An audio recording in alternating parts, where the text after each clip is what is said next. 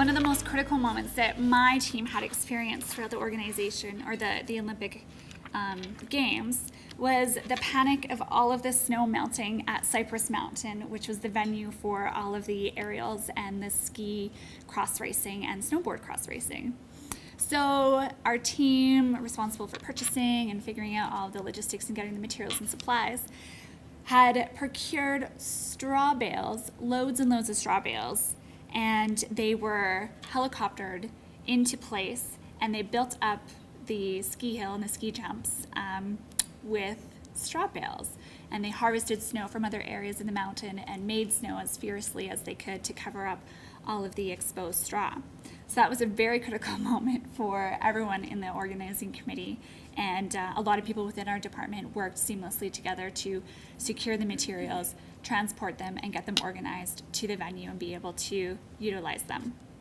And then again, from my perspective, arranging the deal with the province of BC was huge, because if we weren't able to move all of the product that was left over from the games, we really had no other option but to try and get rid of it by opening up the doors to the warehouse and having a free-for-all. So that was a really critical and important moment for our group. And Kate's got a few as well. As I sort of mentioned, my most critical moment was dealing with Nike's 6,000 pairs of shoes in London. They came to us in February of 2012, so 4 months out from the games, and said, we have a problem. We have 6,000 pairs of shoes that we need to get to the athletes, and we don't have anywhere to put them between now and the games. So we said, okay, let us know, what the distribution plan is and how we can handle it. So they came back to us and said, there will be, each National Olympic Committee will have a training camp in England or in Scotland in Great Britain. You'll divide so 3,000 shoes will be divided across 6 different training camps, and the other 3,000 shoes will come to our center in London, and we'll deal with them. So we said, great, send them to us. We'll find some storage, we'll take care of it. So the shoes started coming in, and the information didn't, and the information came later. So we had divided the shoes as best we could. And then 2 weeks prior to the games, I get a phone call that says, the athletes need their shoes wherever they are. So I had to move about 3,000 pairs of shoes, box by box, pair by pair, across Eastern Europe, North Africa, South Africa, North America, and Great Britain, as I had planned. So in that operation, I was dealing with pretty much every third-party logistics supplier I could find to find people who would go into places like Estonia and Slovenia and South Africa. Unfortunately, that one got stuck, never quite made it. And in the end, so it was pair by pair, and then also a number of groupings into larger NOC shipments.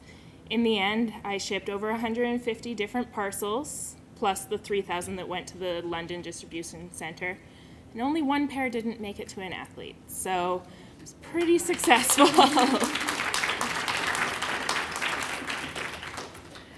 And some of our favorite personal experiences, for me personally, just working for the organizing committee in my home country was unparalleled. And getting to live in a city that I had dreamt about moving to for a few years was something really rewarding for me.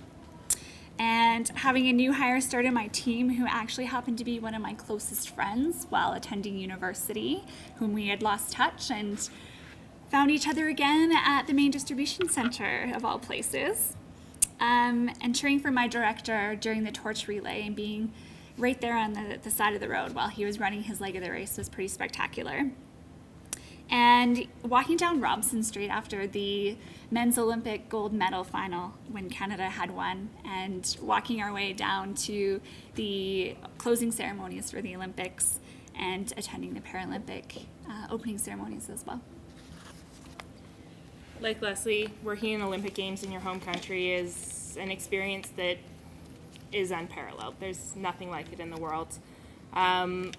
Gaining a group of Olympic gypsies, as most of my friends call themselves, as friends, having a couch to sleep on anywhere in the world, based on my experience over the last 6 years, is something I could never give up. I had the opportunity in Vancouver to sit in the IOC's section during the opening ceremonies, so I was 6 rows back from the Canadian athletes as they entered the stadium. If nothing makes you cry, that will make you cry. And beyond that, other impressive Canadian moments. I saw the Canadian men's 8 win gold in Beijing, and a couple different gold medal matches here and there for different Canadian athletes. So it's always incredible to see your athletes win, but the impact of all of these athletes and what their drive and passion can do just drives you further.